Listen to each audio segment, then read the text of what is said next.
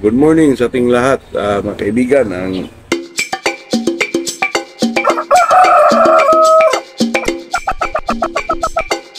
Ano ito mga kaibigan, ang pag-usapan natin ay itong tungkol sa tanong ni Sergio Luayon Alaguarta po.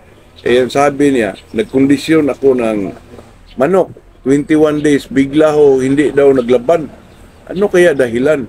Kasi itong magkondisyon tayo mga kaibigan, ang mga manok natin ay pasok dyan, ay talagang ano na natin dyan, idaan na natin dyan sa yung tinatawag nilang pre-conditioning po. Kung sa parang lang, trial lang mga kaibigan ba na ipasok natin dyan. Kasi itong magpasok ka sa manok ng pre-conditioning, doon mo malaman mga kaibigan na itong manok ba ito ay medyo duwag, yung manok ba ito ay may mga, yung talagang doon ka nag-screen ng isang manok na ipasok mo doon sa 21 days conditioning po. Kaya itong sinasabi ni Sergio, kaibigan, baka itong manok niya ay baka hindi niya na sa pre-conditioning. Kasi pag ang manok na ganito mga kaibigan ay di natin alam, baka galing siya sa breeding na ginawa siyang broodcock, mga ganun mga kaibigan, o kadalasan nervyosong manok. Tapos palagi mong, siyempre pag mag-condition ka, nandun na yung pumapasok na yung pre-conditioning, mental conditioning, ibangga mo yun. At saka mag-ano ka ng mga exercises doon, baka napagod siya or pumapasok na yung mga tablita doon, yung mga vitamins, injectable vitamins, baka nasubrahan. Marami pong dahilan mga kaibigan. Kaya itong manok na ipasok natin talaga, ito'y hindi naman to pagtuturo, ay ito'y tip lang, o kasi ito'y ito mga kaibigan, experience din natin na dapat yung ipasok natin doon sa 21 days ay muna natin dito sa pre-con po. Kasi maraming dahilan kung bakit hindi siya naglaban po. Yun ang sinasabi ko dyan, kasi ang manok naman pag medyo overdose siya sa mga tablita o mga vitamins na binibigay mo, ay talagang ganun din ang mangyari mga kaibigan. Hindi niya nakayanan yung mga injectable vitamins, at saka medyo nasaktan siya doon sa mga exercises na ginagawa mo, o galing siya sa breeding. Maraming dahilan po. Kaya ang masasabi ko dyan, kung tayo'y mag-ano sa 21 days conditioning, may mga manok na may pinapakitang ganyan po, i-out na natin yun mga kaibigan. Piling ipahinga muna natin, ilagay muna natin dyan sa court, pabayaang maglugon, saka na natin siya ibalik sa pre-con papuntang 21 days conditioning po. Ito'y sa atin lang na itong experience lang natin ay ito lang ang ating masasabi dyan sa through our experience. Kaya itong mga manok mga kaibigan na talagang isasalang natin sa ating conditioning ay yung talagang matikas, yung matapang, at saka may intense talaga mga kaibigan. Kaya kailangan talaga sa 21 days conditioning ay may mga pre-conditioning na magaganap po. Kasi doon mo makikita yung manok na medyo alanganin sa pagpasok ng 21 days conditioning, ay huwag na nating ipasok po. Kasi pag kahit alanganin, ipasok mo dyan, pag sa kalagitnaan na ng 21 days conditioning mo ay ayaw maglaban, problema ka doon, kabigan. Kasi lalo na pag, hindi naman problema, kasi pag maglaban tayo ng mga derby, kung sali tayo ng purkaks, ay ating isalang sa 21 days conditioning, 10, ay may pamalit naman tayo.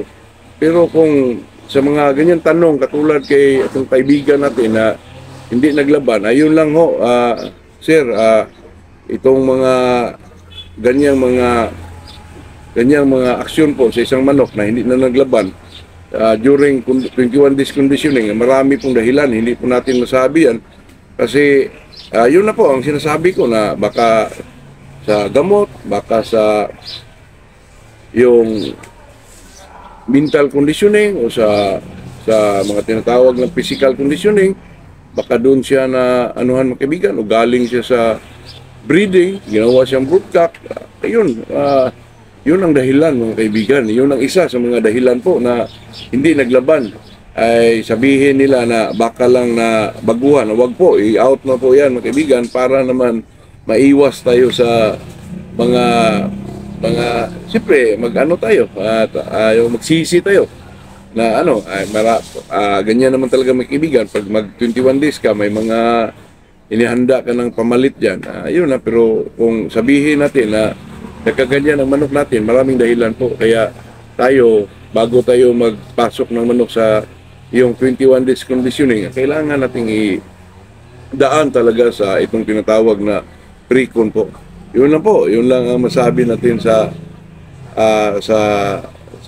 topic natin na ganito. Salamat sa iyo sa topic sa iyo, Sergio Luayan Alberta po. Shout out sa iyo po. Talagang pinanindigan natin yung ating gusto o hilig po ay talagang tuunan natin ng pansin, mga kaibigan. Kasi ito kasing tayo ng 21 days conditioning, lalo na pag-umpisa diyan, mga kaibigan. Lalo na sa training po, di ba? Hard yan. Hard hanggang sa magpababa, lalong sa katagalan, pababa po. Baka doon niya hindi nakayanan yung mga bagay na yon. Kaya lumalabas yung, kundi sa bloodline niya, mga kaibigan. Baka sa bloodline niya ay hindi ganun. Kasi iba-iba kasi yung bloodline ng manok. Katulad ng mga hatches. Yung mga hatches, mga kaibigan, pagpigain mo yun sa araw ng conditioning, kayang-kaya sa manok, itong mga sweeter. Pero pag nagsabi tayong roundhead, baka magdadalawang isip tayo dyan, mga kaibigan, kasi alam naman natin roundhead, mga kaibigan, ay they're oriental chicken. Oriental, mga kaibigan, ibig sabihin yung mga siguro sa pagkakaintindi ko dyan, mga kaibigan, ay maraming bisis na hong na-cross siguro. Parang ganun siguro, mga kaibigan. Kasi itong roundhead, mga kaibigan, ay sa tingin ko para siyang manok Bisaya, manok Tagalog, mga ganun, mga kaibigan, ang away sa style niya, parang ganun po. Pero kung ito, katulad ng manok Bisaya, mga kaibigan, pagkakaano sila ng parang mapubya siya sa isang sitwasyon po sa bata pa siya, nabugbog siya sa anuhan yan sa laban, kaibigan, talagang tumatakbo po.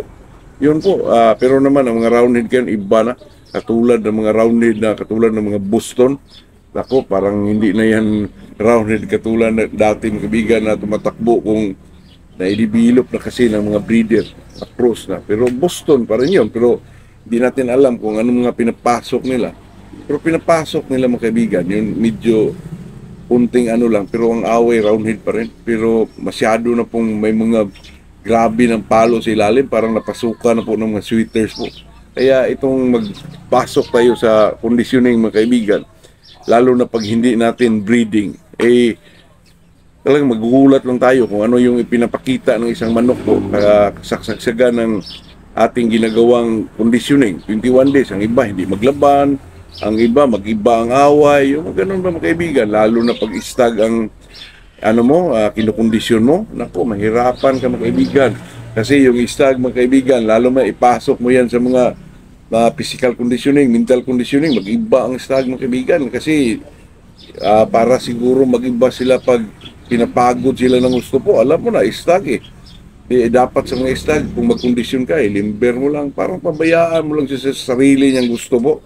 Kaya iba yung 21 days conditioning, iba yung istag, iba naman yung sa may edad po, sa kak na po. Kaya sa mga ganyan, mga kaibigan, ay masasabi natin dyan na kung ang manok natin ay may mga ibang pinapakita na dapat isa lang talaga sa pre-con. Ayan lang ang masabi ko dyan, kaibigan. Good morning sa ating lahat po.